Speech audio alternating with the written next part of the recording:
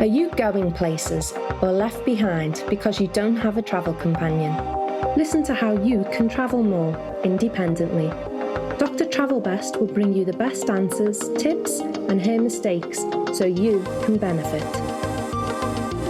Welcome to Dr. Mary Travelbest's Independent Travel Guide. This is for women who travel, who want to travel, and especially for those who want to travel independently. Your bucket list. You can tell me your dreams, your wishes, and your travel fantasies of where you want to travel, and I'll help you get there. I'm going to respond to your travel questions as well as share my missteps in travel because I've made just about every mistake. You don't have to. I wrote and published the best-selling and famous book, CD, and website, The World's First Guide to Independent Travel. And since 1993, I've been in business, raising 4 children with my husband, and been a university professor while traveling. My travel experiences are helpful to others like you, so I want to share them so you make your trip the very best.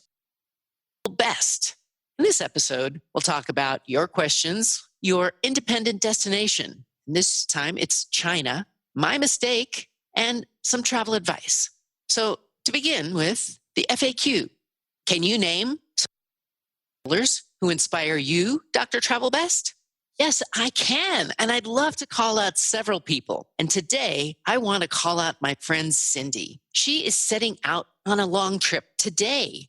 She'll be gone for a year, she says. And this recognition that I want to call her out is just because we've had so many years of friendship and great times together. And Cindy retired a couple of years ago. She's got that travel bug. She has been doing a lot of traveling, and she's going to make this happen while she's still able to and willing to go places. And that's why I want to help inspire you with her spirit of travel. So Cindy's planning a trip that includes many countries, many cities, and many adventures. She knows that she can go to the EU. She explained this all to me because she's done all her homework.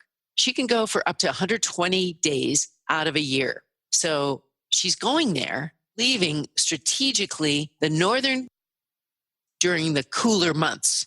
She loves hot weather, so she's planning accordingly. So if you love hot weather, like Cindy, you will also want to visit the northern countries, if you're going to Europe, before the winter kicks in. Know when I'm going to see Cindy next, but she's going to be inspiring me to travel more and to do my best at it. So that's somebody who I just can't wait to hear from. She's renting her house out to a friend, and she's on the road. So excited for her. Today's independent destination is China. China is a wonderful place and so big, so big. 30 years ago, I did travel there alone, and I was inspired by another who had gone there before me. She went in 1985. I went in 1988. And just to give you a little perspective of the time that I went, it was about 6 months before the Tiananmen Square. So that will kind of give you a feel for how early in the journey this was and how early my mom's journey was. My trip, again, in 1988 included a visit to Hong Kong and to Beijing, Shanghai, and even to Taiwan. And I made maybe 6 stops in Hong Kong airport because that was the meeting ground for most of these trips. And again, I was all alone. And I can't wait to share some of the stories with you today.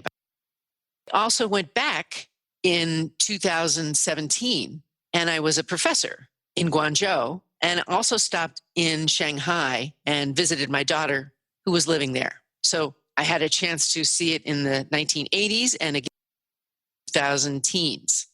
Beijing before Tiananmen Square was, I want to say, stark. It had that khaki color of everything. And I was able to see the square before there were protests. One really, really large square.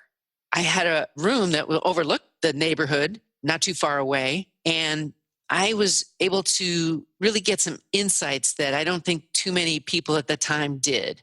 I was able to go I was able to go see the pandas in Beijing. Now, interestingly, there was nobody at the panda exhibit. I was the only one at the exhibit when I went to the zoo. At that time, the pandas had just come to the San Diego Zoo, and their lines to see those pandas hours. So it was kind of strange for me to see nobody looking at the pandas in Beijing. It wasn't a big tourist attraction there, as it was where I live in San Diego. The Great Wall was outstanding, just immense, and of my life, I think. The Hall of the People was also a real special adventure. I got to go behind the scenes. I befriended a tour guide, and he showed me all of the riches that were not on a regular tour, but this was just a one-on-one event to see all of the goods that had been given to the emperors of China for centuries.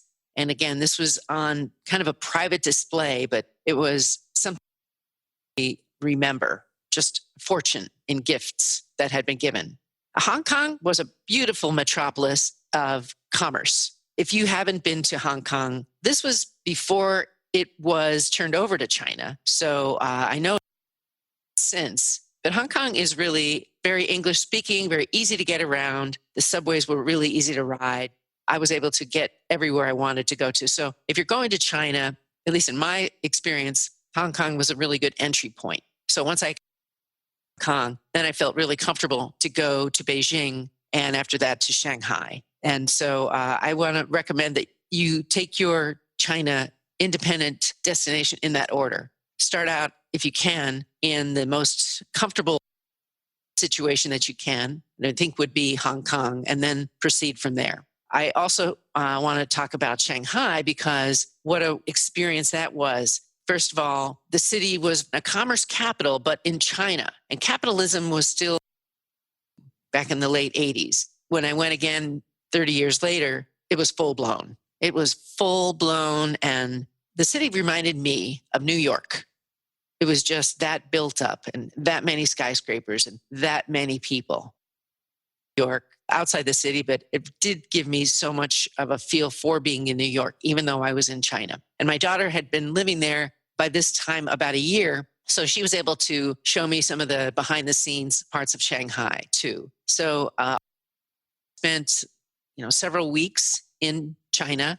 And one of the things I also did, I mentioned, is I was a professor at a university in southern China in a place called Guangzhou. And so I had a chance to be the only American 1,000 people for a week at this university called Sun Yat-sen University, or Nanfang College at Sun Yat-sen University. And I was teaching mobile marketing to the students in English because that was the language that they studied in. So that kind of wraps up my independent destination for today. I want to move on and talk about today's mistake. Dr. Mary Travelbest wants to help you be safe. And my advice is the last run of the day, never take the last run. Always say in your mind, you've got one more run. So you will save up some of your energy. Here's exactly what my mistake was.